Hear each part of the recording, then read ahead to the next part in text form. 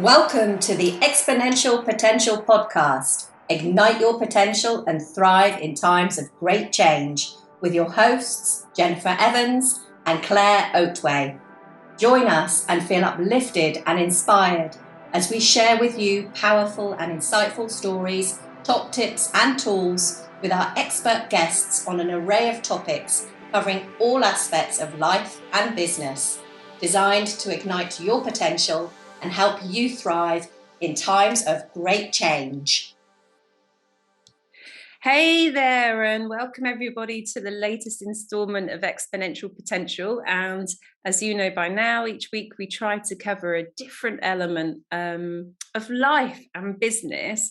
You know, things are changing so fast at the moment. We need our tool set, our toolkits up and ready to run, and kind of that means we need to learn from a variety of experts, find out what's going on in their world and what tricks that we can bring to our own palette, to our own lives. And I'm super excited because I am joined today by Ken Altenbach, who's just, how can I describe you? You are woohoo, absolutely, just like a positive hurricane, if that's a possibility. Your energy is so lively, and there's so much positivity and determination and conviction, you know, to kind of make this world a better place. Yes, absolutely. And yeah, and genuinely, you didn't pay me any money to say that. No. I'll be right back. I gotta go collect something, so I'll be right back. So Ken, welcome. How are you doing?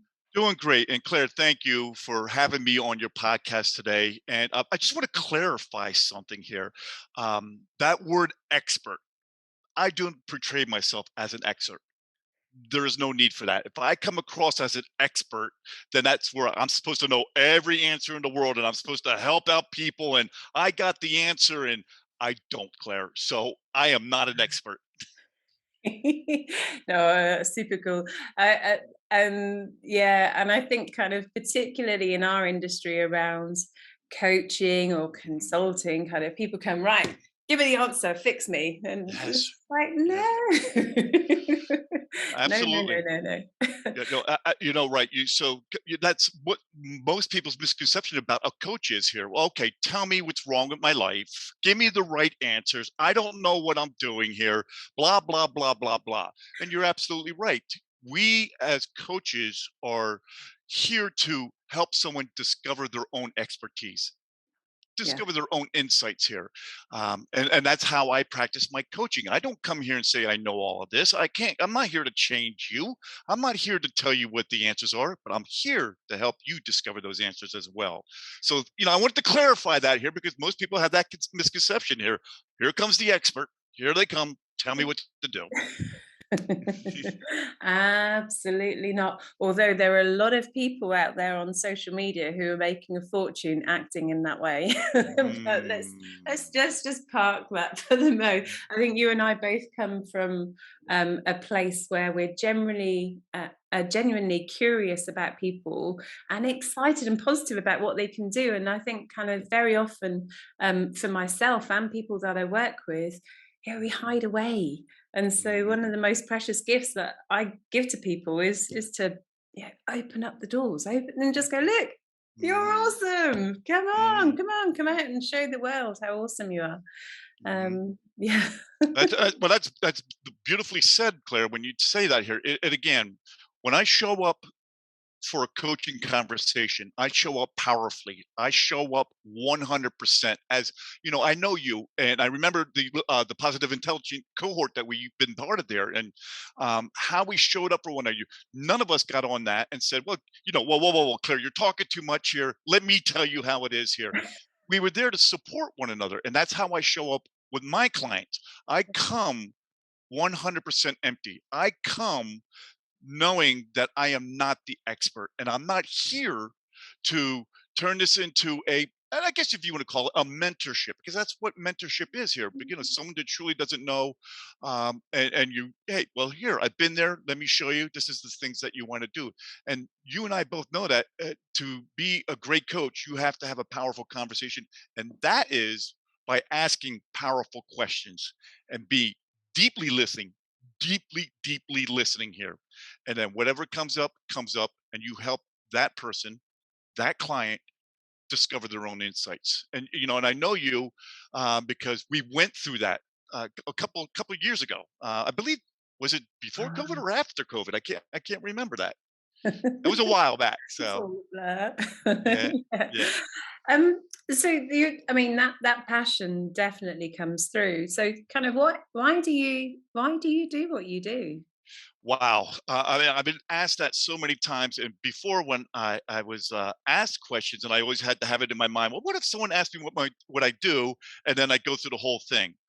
I will let you know, I've been in a leadership capacity for 40 years, and I just recently retired from my corporate position back last November. So I said I was going to retire early, and I did, and I retired even earlier than I said I was going to do.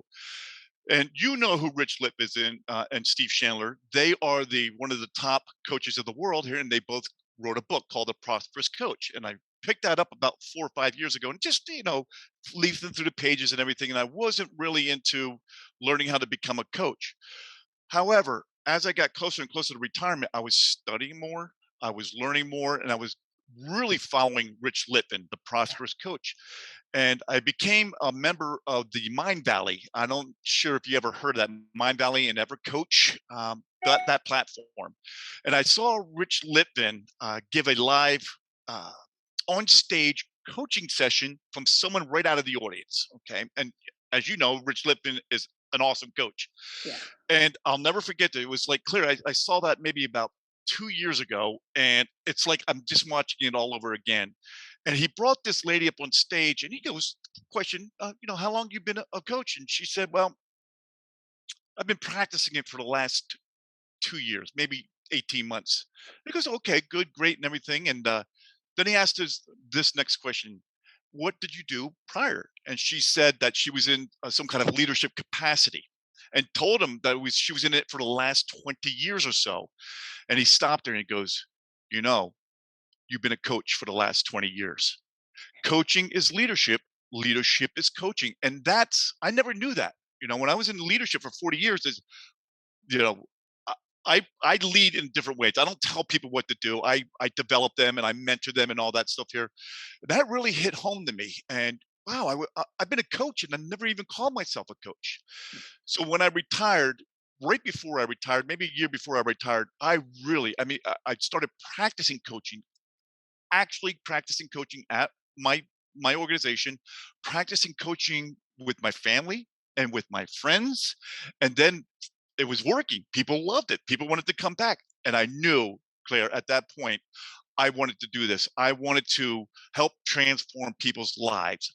I originally wanted to get out of my organization here and go on my own, and to go in the organization to teach leadership, to teach team building, to do all that, the mentorship part of that here. And it didn't work out that way. So once I started practicing coaching and it was working, I knew my passion that it's just, if I could help you discover your insight, what's holding you back, or if you need to achieve something or create something in your life here, I'm going to help you do that. And I haven't stopped yet. And I'll tell you this: most people ask me today, "Hey, how you join your retirement?" And my answer to them is, I retired from the corporate world.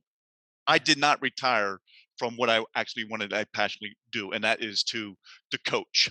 Mm. And it was a Friday, the day after Thanksgiving, that I was done. That was my last day. That Monday, I was on the Zoom call with the person who founded and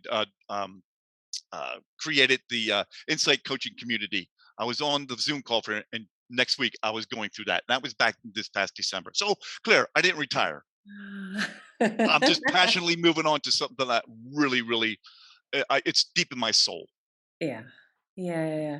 And I'm so pleased that you brought through Rich Litvin as a coach. And I think kind of for any of our listeners, just go and find out what he does. And some of the questions that he asks, he shows up Mm, on purpose, with purpose, and holds a really powerful place for people. yes. Mm, And it's one of the questions that he asks is one of the questions that I always ask anybody that I work with, or anybody that I'm dealing with in a coaching capacity, is kind of just imagine 3 years hence we bump mm, into each other on the street, mm, and you mm. say, "Holy crap, Claire, you will not believe the Claire, time I've Claire, had Claire, with Claire, people." say it the way he says it. Go on, say it. This is your podcast. Say it. He was like, "Holy crap, Claire, you will Yeah, not believe the time that yeah. I've had since we talked.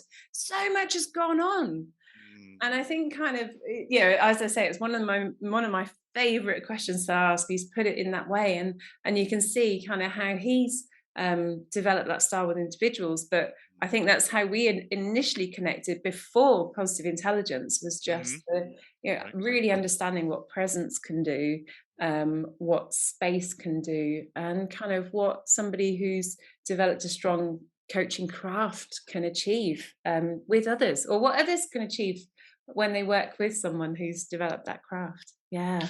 Yeah. I use that question a lot when in my coaching sessions and stuff like that. The distinction that he brings to that question is I don't want you to tell me what you think or what your life is going to look like 3 years. He brings that 3 years into the future. He wants you to talk as if it is happening. And that's a great distinction because we all think about, well, I wish this was happening, or I'm working towards this, and you're holding yourself back. But if you put yourself there and you act like that, then it's going to you're going to think about it every single day and accomplish that. Yeah, do you know what? How different would because we've both worked in leadership roles Hmm. within the corporate environment. Can you imagine if appraisals were run that way? And if Hmm. you kind of had your annual Oh, appraisal form, and instead of what have you done this year, what are you planning to do next year, kind yeah. of both parties show up and Mhm. kind of light that fire. Because I you've felt it, I'm sure. You can it ekes out of every pore of you. But when Yes. you're aligned, when the world makes sense, and when you're joined up, it's nothing going to stop you. Can you imagine Mhm. what would happen within businesses if genuinely, if that conversation was had more often with Mhm. conviction? Mhm. Oh.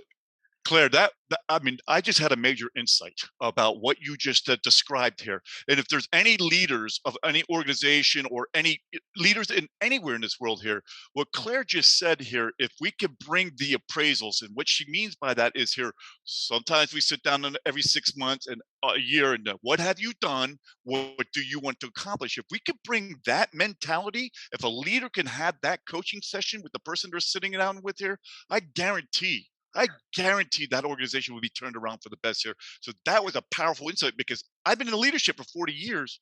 I've done appraisals, I've done evaluations, even in the military. When I was a leader in the military, we had to do those yearly things, and I never, okay, this is why you're here, why you're there. This is what you need to work on here.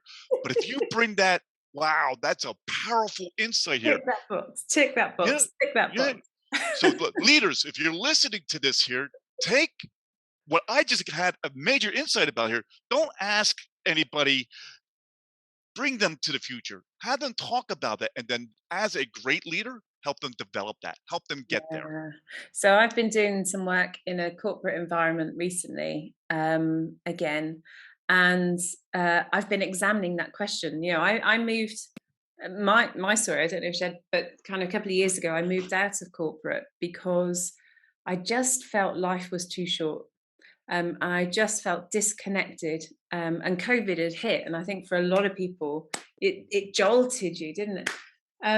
And so for me, I've been exploring coaching and teaching, and working with different tech providers, and just following my instinct, following my interests and my path.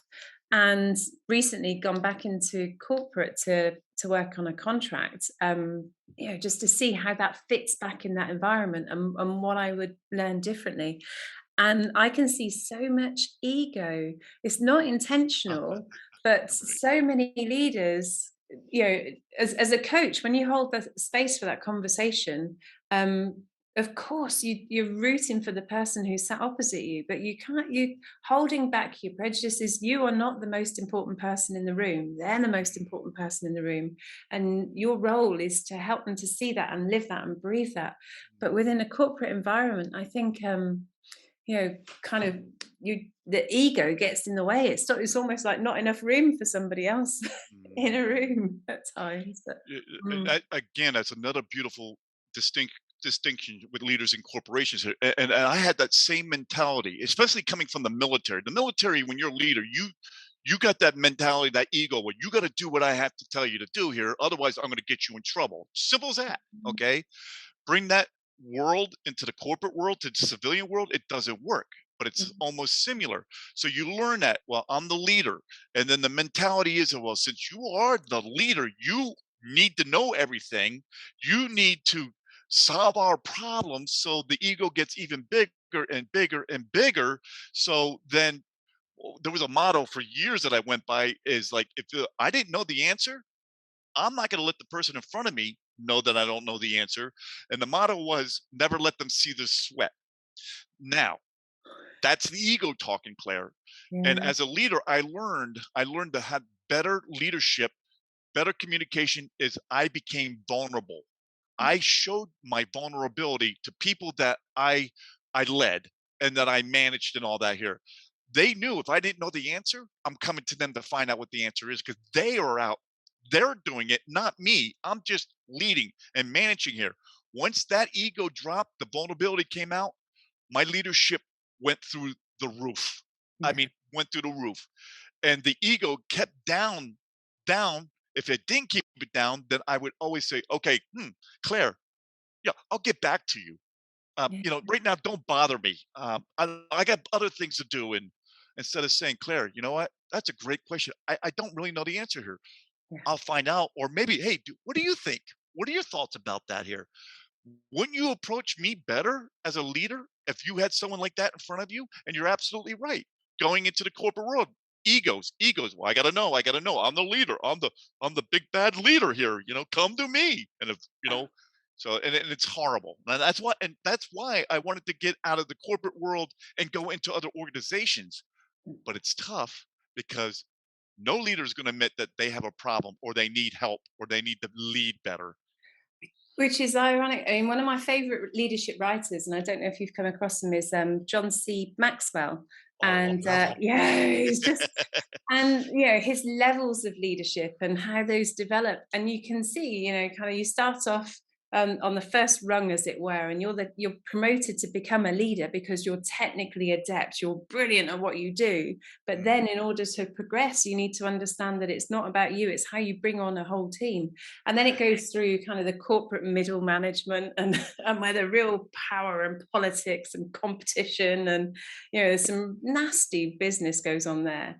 But as leaders ascend to those higher ranks, it's around legacy. It's around creating environments where yes. people truly shine. And I think kind of we don't spend enough time encouraging people to see that end at all.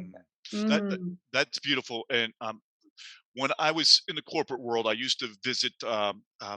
I don't know if you ever heard of that. It's called the Chamber of Commerce. Okay. And they always have leadership and meetings and everything. They bring in schools, they bring in corporations and stuff like that. And whenever I got introduced as a speaker, as a leadership speaker here, they introduced me, and my motto always was, my responsibility, my job is here, is to make you better than you think that you can ever be. And I even grew more into that role as well here, is that my responsibility, Claire, is to develop you to where you want to go. And if that meant that you wound up outranking me in my organization, or if you left me and you went to another organization and you wound up with a higher position here, that was perfect. No expectations. I'm going to develop you to do that here. I've done what I needed to do, and that was to grow you. That's what leaders are supposed to do. They Yeah. grow. Yeah. And I Eh, think this people are often afraid of that because they worry that if you take that stance, then the person that you're working with, maybe doesn't deliver as much or kind of it's got their eye off the ball. But I found genuinely when you create that space for people, when you create that connection, they show mm, up and they bring commitment, they bring that kind of extra energy. You see mm, much better teamwork. Again, kind of they're not afraid, they're not hiding their passion, it's right, there, right. even if it moves on. Mm, mm. Ah. Like that also goes into the coaching world. I thought when I left the corporate world here, I was going to be a leadership coach, and it was tough. Again, going back to the what I said earlier here. Well, leaders are not the first one to admit that something's wrong, or they can't lead, or they can't manage. So the ego takes over. But coaching I do now, I coach anybody, anybody. And I live by the model. What I was taught and learned about in my academy was that I don't have a niche. My niche finds me. So that broke down a lot of walls who I can coach. I could coach anybody. I could coach it don't matter who you are, okay? That if you're a president of the United States, you're still the president, but if you got some things that you need help on, I could help coach you on that. And that's the mentality we have to have here. And I didn't do that when I first got out. But again, a leader or a housewife or a drugstore operator or anything like that, I'm going to help you discover the insights that you're looking for here. So that barrier came down for me. That came down for me and it opened up a whole, well, opened up the world to me, Claire. It opened up the world to me. And if you're not coachable, then thank you very much. You're not the right person. You're Mm. not into this here. I'm just going to go on to the next person. So what I was trying to, what I'm explaining there here is I limited myself to leaders of corporations. That's who I want to coach, and it didn't work. It didn't work, and I was knocking my head. What's going on? I'm a great coach. I'm a great. Why don't you, as a leader, want to come be coached by me? Right? And I figured that out. And it was a long road to figure that out, but I've got the Yeah. experience on what to look for. So let's flip this on the head then, really, because there Okay. will be there will be leaders who are watching this podcast. Kind of Mhm. what signs, what will they be hearing or seeing in their lives where you just want to say, look, just find a coach, just talk this through. Are there kind of particular messages or frustrations from the Mhm. people that you're working with? Yeah. Mm. But Mm. beautiful question, Claire. I'm a member of multiple coaching online Facebook groups. Okay, and to me, I was just going in there and I was looking for the problem. I was going, please say something that I could say. Do you want help with that? Okay. Yeah. Then I flipped it.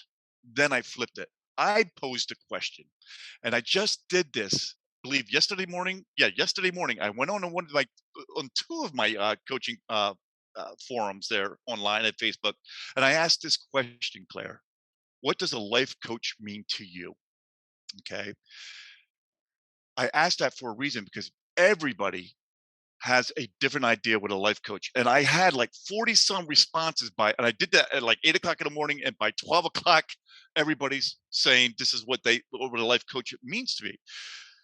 The problem is that what I said in the beginning here is people think that, well, okay, here you go. You're a life coach here. Tell me what's wrong with you, or tell me what's wrong with me. And what do I need to do right? What do I need to go? What am I, whatever. Okay. So it's people's misconception that you're going to be told what to do. You're Mhm. going to listen to the expert. Okay. Getting back to your question about if our leaders, watching this here, let's take the title leaders out of it. It don't matter who you are. If you have a concern, if you want to try to achieve something, create something, or what stories are you telling yourself that are holding you where you're at right now and preventing you to go to where you need to go? And then find and do your due diligence, Claire. Don't just get on the thing on a website or anything like that and try to find a coach because they're going to brag their butts off about that. Look at me, look at me, look at me, look at me. I can help you. I can help you. I can help you. Here's what I do. No matter who's watching this, this is what I do.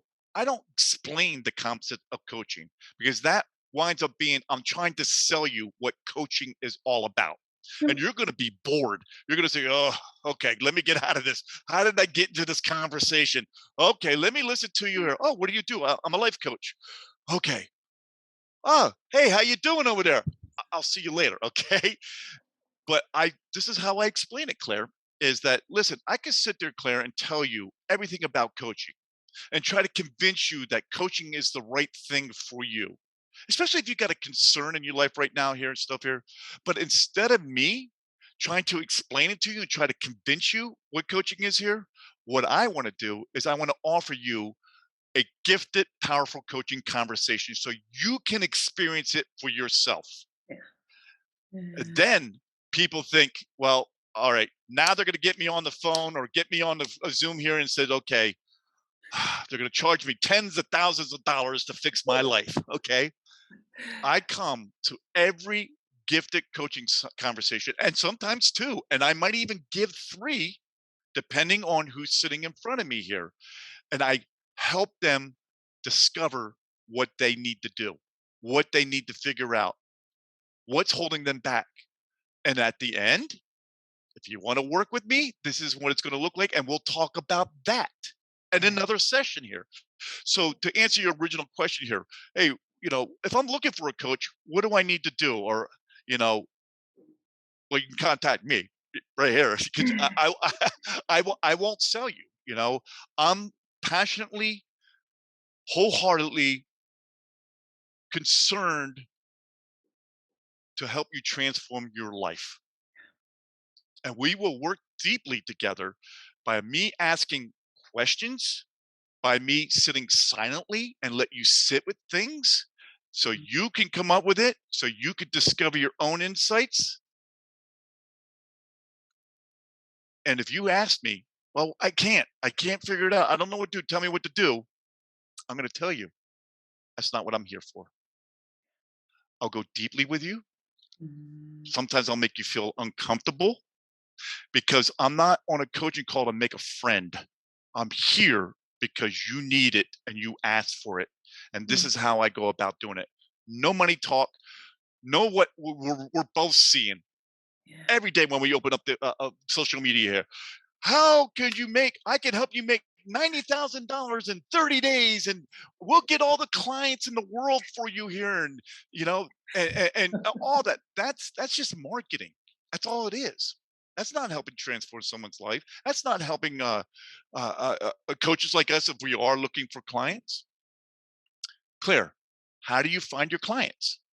You connect and you establish relationships first and be genuinely interested in them, not to have them be interested in you. Yeah. I hope I answered your question because I love talking about this. As you can see, it's coming through because I'm all excited about this here. Well, in so many ways, and I think kind of again, there are so many parallels in coaching terms um, and in leadership terms where it isn't about you coming to the table and saying, here are all the answers, because we do not walk in the shoes of the people that we connect with. We do not have their inner chat.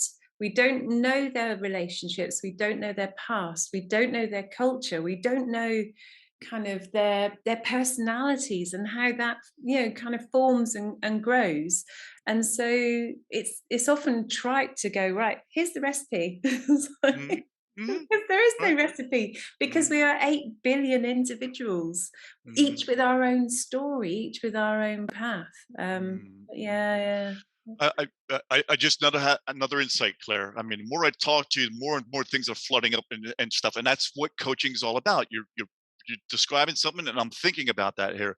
One thing that people think coaching is, it's therapy, it's psychotherapist, it's counseling, it's let's lay you on a couch and let's go and try to figure out why you are today is something that helped you in your past, and that's not what coaching is all about. So I'm glad I'm on this forum Yeah. to explain that coaching is not about, okay, you got mistreated, you were abused or you were bullied or whatever happened here, that's the way you're acting out. That's what a therapist does. And then they try to figure out how to get you past that. Coaching is about taking you from here and going into the future. Yep. And what's stopping you to do that? Now, I'm not. It's closely related, but I don't have no license in therapy. I don't have no license in counseling. I don't have no medical license whatsoever. But you're here to help that person find the tools and the answers within themselves to move Oh, forward, yeah. because they're the ones that are going to stick, not the ones that Yes. you go, "Eh, follow my plan, follow my plan." Mm. Yeah. Yeah. Another insight, Claire. Love it. You just keep talking about it. You're right. Well, It, and it, the it, other it- thing, see, and while we're playing inside tennis, as it were, what came through quite strongly for me in that conversation is again, often coaching is attached to this concept of broken. It was like, something's broken, so I need to yeah. fix it. Well, Yes. that's, should we just call BS on that right Yes. now? Hmm. You look at any Olympian and go, "Are you broken? Hmm. Hmm. Do you have a coach?" It's like, Hmm. no, it's just, about helping you achieve, the very peak of what you could do in this life. So, When you mentioned here, the concept of I'm broken, I'm broken, I'm broken. There's a story behind that, and that's what you coach. Well, what mm, about that story is preventing you or thinking that you are broken? Let's examine that story here and then just keep asking those powerful questions about and taking them deeper and deeper and deeper. And I love this motto, and I live by this when I coach and everything. When I coach, I'm going to have you be comfortable with being uncomfortable. Okay.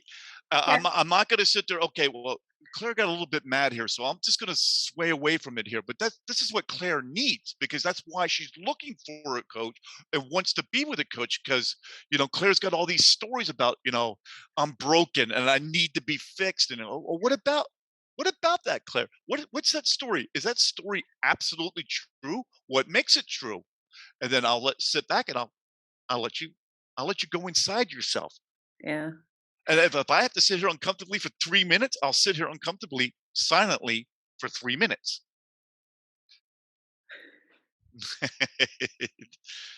And it's so true. Yeah, Mm, growth is not yep. comfortable. Growth can be messy, it can be awkward, but Mhm, it can be glorious, in every way. And what I like about what you talked about there in terms of holding the space and looking inward, it really resonated for me with, in my distant past. I used to work with city leaders, so these, the chief exec of the local government, the local chief of police, kind of the chief of the uni, and we, of course, we'd be doing work, but from the conversations, you could tell that they weren't often treated as human beings, and kind of didn't mhm, often have that space to almost have mhm, friendly conversations or safe conversations with people, because they'd reached that certain level of seniority and always felt that they had to be that person in the room. And mhm, then they just, yeah, mhm. I think That's everybody can benefit from having the space. that's what Rich Liffen. We keep going back to him and everything, and you said it several times during this here. If you're the most important person in the room, then you're in the wrong room. If you go in that room, you want to be challenged. You want to go in there, not see what you don't know and accept that you don't know it, and be challenged to find those answers out. If you're the most important person in the room, then I love that saying, you're in the wrong room. Okay. And that's what we as coaches do. We bring out the uncomfortable. We are willing to go somewhere where no one else is willing to go.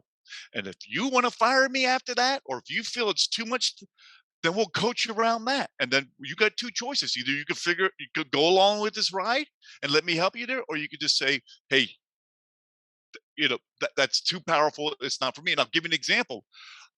I posted online in Facebook 2 weeks ago about, hey, I'm offering gifted service sessions here. First three people, they get online, they see that. I'm going to coach you for an hour once a week here for the next 30 days. Nothing attached to that. Nothing. Okay. I'm going to service you powerfully. Whatever's going on. I had two people, one say yes, one actually showed up. We had a powerful coaching session, but I knew 45 minutes into it, Claire, this wasn't for this person. They felt totally uncomfortable. I challenged this person. They didn't like to be challenged. At the end of that session, she thought, well, maybe I'll just tell you no now. I'm not going to continue on. I said, well, hold on. Okay. You got 4 free sessions coming out of this here. Why don't you see what comes up for you after this here, and we'll go the next week and everything. I got a text yesterday. I'm sorry. This is not for me. This is, I thank you, the normal stuff to get away from it and stuff like that. And my whole point about this, Claire, is it's not going to be for everybody. A lot of people love to live in the comfortable world. Why? Mm. Because, because if if they make a mistake, they can blame it on the world, or if they're not where they want to be, they could just say, it's everybody else's fault. I'll stay in my own world here. Okay, and I feel sorry for those people. I feel sorry for them that you get this potential, and you're not willing to figure out how to get you beyond this comfortability. Yeah. So I can't believe how the time is flying. Having so much fun here, Ken. I know. I'm looking at the clock Going right now. back. Didn't we just start 5 minutes ago? So I was going to ask you. I was going to ask you if there were kind of any. No, you see, it would normally be kind of any words of advice, but given the way our conversation's gone, Mm. that feels really inappropriate. Great catch, Claire. Well, you did ask one question. The advice I would give to people who are searching for a coach: don't have the preconceived idea that all coaches are the same way. They're from a cookie cutter industry, and we're not. Mm. We are not. There's a majority of typical coaches out there that do want to be the expert, that do the majority of talking. And I'll leave it with this here. In a coaching conversation, if you're talking more than your client, then you're the expert. You are not coaching. You're Mm. just telling someone how to live their life. My motto is, and I live by this as much as I possibly can, if I'm speaking 10% of the time and they're speaking 90% of the time, that means I'm listening 90% of the time here. And that's what it's all about: deeply listening. I am not coming to the table with all these things I could tell you to fix your life here. So that's the only advice I would give people who are seeking a coach. Yeah, the life coach doesn't mean that your life is messed up and you need someone to fix it. It can mean anything. Something's going on in your world that you need help on here. Seek out that coach. Again, I will offer any of your viewers who want to have a gifted coaching session with me, I'm here to serve you. So let's find out. It's only going to cost you what? A conversation for an hour. And if you like what you hear and want to do, then we'll go on. Yeah, yeah. Um, that's a really generous offer. Thank you. And how can people take that up? How can they get in touch with you? Okay, well, I do live in the United States. I live in Pennsylvania. So I don't give out my phone number because I coach people all over the world. I'm in contact with a lot all over the world, via Zoom and all that stuff. So I don't have a website. I don't believe in website. I think websites are a waste of time, but you can reach me by my email address. It's coaching to your success 2022 at gmail.com, or you can visit my Facebook page, facebook.com/Insight Life Coach, all one word. Right. Coaching to your success 2022 at gmail.com. Brilliant. And we'll have all those details in the show notes, of course, as well. And really, Ken, I know Ken better than you guys do, but you've seen a lot of Ken in the last 40 minutes. But Ken is genuine. You can pick that up. I've not met anybody more genuine and open-hearted kind of in a long time. So that conversation truly is a gift, and it's something that could really make a difference, really help you make a start in whatever journey you're going on. So for now, Ken, I want to thank you so much for your energy and your enthusiasm and your insights into the world of coaching and being a great human being. Claire, thank you for providing the space. You did an excellent job of doing this here. And as you could tell, as your viewers could tell here, I'm very passionate, and I could talk about doing this all day long because that's what's coming through it. But Claire just gave a little feedback about me. I will let you know about Claire. I had the opportunity to meet her a couple of years ago, and she is totally genuine person. What she says about me, she's the mirror image of this here too. So, she had me on this. Yeah, I would love to talk to you here, but please contact Claire as well. You're not going wrong if you contact either one of us here. You will not be disappointed. We're both in this world to make sure that we help transform you, and it's not about us. So, Claire, thank you once again. Thank you Hell so yeah. heartily for putting me, having me in this space and on this forum here, and it was a lot of fun. You are awesome. Thank you. Dude. Peace That's out. cool. Brilliant. Thank you. Thank you for listening. We'd love to hear your comments and feedback. And if you've enjoyed it, please click on that subscribe button, give us a thumbs up, and feel free to share. Join us for our next episode of the Exponential Potential Podcast. Ignite your potential and thrive in times of great change.